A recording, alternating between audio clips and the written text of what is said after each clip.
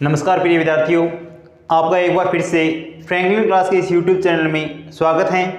आज की क्लास में हम बीए द्वितीय वर्ष के पेपर फर्स्ट को शुरू करने जा रहे हैं। तो पेपर फर्स्ट का नाम मानव भूगोल आता है। मानव भूगोल मानव के समस्त क्रियाकलापों का अध्ययन है। सबसे पहले हम मानव भूगोल को शुरू करने से पहले यूनिट प्रथम का सिलेबस जानेंगे। यूनिट प्रथम का पाठ्यक्रम इस प्रकार से है: मानव भूगोल की प्रकृति व विषय वस्तु, मानव भूगोल की शाखाएं, मानव भूगोल के मूलभूत सिद्धांत, मानव भूगोल के उपागम, मानव पर्यावरण संबंध की अवधारणा, निश्चयवाद, संभववाद व नवनिश्चयवाद, द्वैतवाद, भौतिक भूगोल बनाम मानव भूगोल अर्थात भौतिक भूगोल और मानव भूगोल के बीच में अंतर संबंध बनते हैं, उसका अध्ययन हम द्वैतवाद के अंतर्गत करेंगे। यूनिट 1 का सिलेबस जानने के बाद अब हम इसका पहला टॉपिक यानी मानव भूगोल की प्रकृति व विषय वस्तु को शुरू करने जा रहे हैं। मानव भूगोल की प्रकृति व विषय वस्तु में से अपने एग्जाम में प्रश्न इस प्रकार से पूछा जाता है। मानव भूगोल को परिभाषित करते हुए इसकी प्रकृति व विषय वस्तु पर प्रकाश डालिए, अथवा मानव भूगोल को परिभाषित करते हुए इसके अध्ययन क्षेत्र के बारे में बताइए। भूगोल समस्त विज्ञानों का संग्रह है। यहाँ पर अनेक विषयों का अध्ययन एक साथ किया जाता है। भूगोल शब्द, जिसे अंग्रेजी में जियोग्राफी के नाम से भी जाना जाता है, इसकी उत्पत्ति ग्रीक भाषा के शब्दों से हुई है। यानी जियोग्राफी शब्द ग्रीक भाषा का शब्द है। अगर इस शब्द के टुकड़े करें तो इस शब्द के अर्थ जियो प्लस ग्राफी होता है। जियो का आशय पृथ्वी या भूमि है। ग्राफी का अर्थ होता है टू डिस्क्राइब अर्थात वर्णन करना। तो जियोग्राफी शब्द का आशय क्या हो गया? पृथ्वी के समस्त तत्वों का वर्णन करना ही भूगोल है। भूगोल में समस्त मानवीय, द्रावलीय एवं भौतिक क्रियाओं का अध्ययन एक साथ किया जाता है। इसी कारण इसे सभी विज्ञानों की जननी कहा जाता है।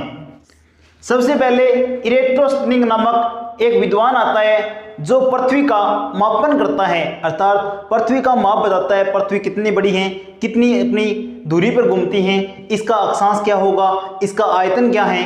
अर्थात इन्होंने बताया कि पृथ्वी का आयतन कितना है, पृथ्वी की दूरी कितनी है एवं पृथ्वी कितनी बड़ी है, पृथ्वी का आकार कैसा है। इस प्रकार इन्होंने पृथ्वी के माप के बारे में बताया। अतः इरेटोस्थनीज को भूगोल का प्रथम अग्रदूत कहा जाता है। इसके बाद समय बीतता गया और एक व्यक्ति आता है स्ट्रैबो नामक विद्वान के द्वारा जियोग्राफी नामक पुस्तक की रचना की जाती है। अब इस पुस्तक में क्या था? अब इस पुस्तक के अंदर भूगोल को एक अलग विज्ञान या विषय बताया गया। इससे पहले भूगोल को अन्य विषयों के साथ अध्ययन किया जाता था। यानी इस पुस्तक के आने से पहले भूगोल शब्द या भूगोल कोई विषय नहीं था। अब भूगोल का धीरे धीरे विकास होने लगा था। इसके बाद एक टोलेमी नामक व्यक्ति आता है और इसने सबसे पहले संसार का मानचित्र तैयार किया था। इस प्रकार धीरे धीरे भूगोल अपने विषय क्षेत्र के रूप में बढ़ने लगा था एवं भूगोल का विकास होने लगा था। भूगोल सभी विज्ञानों का सार है, क्योंकि इसमें गणित, इतिहास, राजनीति एवं खगोलशास्त्र, अर्थशास्त्र आदि की व्याख्या की जाती है एवं उनके साथ अध्ययन किया जाता है। भूगोल मानव व भौतिक कारकों की व्याख्या करता है।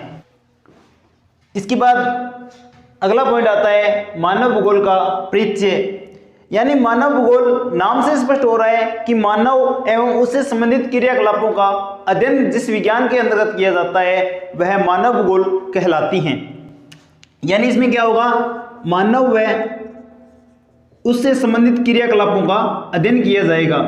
इसमें मानव की समस्त गतिविधियां शामिल की जाती हैं। अब हम जानेंगे कि मानव भूगोल की उत्पत्ति कैसे हुई, किन विद्वानों ने इसको विकसित करने के लिए अथक प्रयास किए। तो सबसे पहले मानव भूगोल का विकास 18वीं शताब्दी के प्रारंभ में होना शुरू हुआ था। 18वीं शताब्दी से पहले मानव भूगोल अलग विषय न होकर भूगोल के साथ ही अध्ययन किए जाने वाला विषय था। 18वीं शताब्दी में अनेक विद्वानों ने भूगोल को मानव भूगोल व भौतिक भूगोल में विभाजन किया। मानव भूगोल में उन्होंने मानव से संबंधित सभी क्रियाकलापों को शामिल किया था। यानी मानव भूगोल की उत्पत्ति 18वीं शताब्दी के प्रारंभ में होनी शुरू हो गई थी। इसे अलग विषय का दर्जा प्रदान किया गया, यानी इसे 18वीं शताब्दी में अलग विषय के रूप में पढ़ा जाने लगा था। परंतु 19वीं शताब्दी के मध्य यानी 1859 में डार्विन महोदय के द्वारा ओरिजिन ऑफ स्पेसीज पुस्तक की रचना की गई। इस पुस्तक को जाति की उत्पत्ति के नाम से भी जाना जाता है। इस पुस्तक में उन्होंने वातावरण व जीवों के मध्य संबंध के बारे में बताया था। इस पुस्तक में इन्होंने बताया था कि जो जीव वातावरण के साथ समायोजन नहीं कर पाते वो थोड़े समय बाद ही नष्ट हो जाते हैं। इस पुस्तक के प्रकाशन के बाद मानव भूगोल का एक विषय के रूप में सबसे पहले अध्ययन फ्रांस देश में हुआ था। कुछ समय गुजर जाने के बाद जर्मन व अमेरिका के भूगोलवेताओं में इस विषय को लेकर अनेक मतभेद होना शुरू हो गए थे, अर्थात उनके विचारों में तालमेलता नहीं हो पाई। इस क्रांति के बीच रेडजेल नामक एक भूगोलवेता आते हैं। इन्होंने सन 1882 व 1891 में एंथ्रोपो जियोग्राफी नामक पुस्तक का 2 खंडों में प्रकाशन किया। इस पुस्तक के माध्यम से मानव भूगोल का अध्ययन प्रारंभ हो जाता है। इस कारण रेडजेल को आधुनिक मानव भूगोल का जनक कहा जाता है। प्राचीन काल में अरस्तु व हेरोडोटस ने भी मानव भूगोल के विषय क्षेत्र में अहम योगदान दिया था। मानव भूगोल की परिभाषा इस प्रकार से है। प्रोफेसर ब्लास के अनुसार मानव भूगोल भौगोलिक विज्ञान के सम्मानित तने का अभिनव अंकुर है। मानव भूगोल मानव और उसके पारस्परिक संबंधों का अध्ययन है। प्रोफेसर ब्लास ने अपने विचारों के अनुसार बताया है कि मानव भूगोल उस पेड़ के तने के समान है जिस पेड़ के तने से अभी अभी नई अंकुर अर्थात नई शाखा का विकास होना शुरू हुआ है।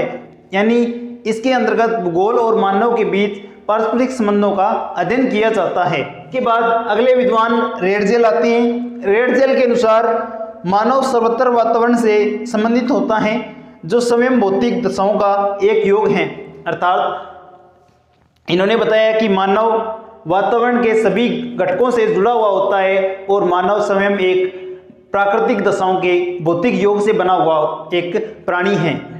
इन्होंने अपने विचारों के माध्यम से बताया है कि मानव सभी जगह वातावरण से जुड़ा हुआ होता है एवं वातावरण के साथ समायोजन करता है, परंतु मानव स्वयं भी एक भौतिक दशाओं का एक योग है, अर्थात प्रकृति के द्वारा बनाया हुआ एक जीव है।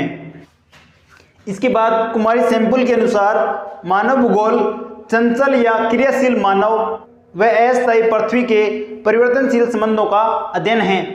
मानव है जो चंचल प्रवृत्ति का है, अर्थात शरारती प्रवृत्ति का है। पृथ्वी के जो भी घटक होते हैं वो अस्थायी होते हैं एवं समय के अनुसार परिवर्तनशील होते हैं। इन्होंने बताया कि मानव भूगोल मानव व पृथ्वी के संबंधों की व्याख्या करता है। गठन के अनुसार मानव भूगोल भौगोलिक वातावरण और मानव के कार्यकलाप व गुणों के संबंध के रूप में परिभाषित किया जा सकता है। हटिगटन ने बताया कि मानव भूगोल भौगोलिक वातावरण अर्थात पृथ्वी के जो भी घटक हैं, प्राकृतिक कारक हैं, उनके साथ मानव के कार्यकलाप व उनके गुणों के संबंध के रूप में परिभाषित किया जा सकता है। आगे एक विद्वान आते हैं जीन ब्रूस। जीन ब्रूस के अनुसार मानव भूगोल उन सभी तथ्यों का अध्ययन है जो मानव के क्रियाकलापों से प्रभावित हैं और जो हमारे ग्रह के धरातल पर घटित होने वाली घटनाओं में से छांटकर एक विशेष श्रेणी में रखे जाते हैं। इन्होंने बताया कि मानव भूगोल उन सभी तथ्यों का अध्ययन है जो मानव के क्रियाकलापों से प्रभावित होते हैं और हमारे ग्रह यानी पृथ्वी के धरातल पर घटित होने वाली सभी घटनाओं में से छांटकर एक अलग श्रेणी में शामिल किए जाते हैं। उन सभी तथ्यों का अध्ययन मानव भूगोल के अंतर्गत किया जाता है। इस प्रकार उपयुक्त विद्वानों के विवरण से स्पष्ट हो जाता है कि मानव भूगोल उन सभी तथ्यों का अध्ययन है जिसके दौरान वह वातावरण के साथ समायोजन करता है। मानव वातावरण के साथ समायोजन करने की प्रक्रिया को अपनाता है, किस तरह से अपने आप को वातावरण के साथ समायोजित करता है, उन सभी तथ्यों का अध्ययन ही मानव भूगोल कहलाता है। निरंतर वीडियो के अपडेट पाने के लिए फ्रैंकलिन क्लास के चैनल को सब्सक्राइब करें एवं लाइक एवं कमेंट करें। धन्यवाद।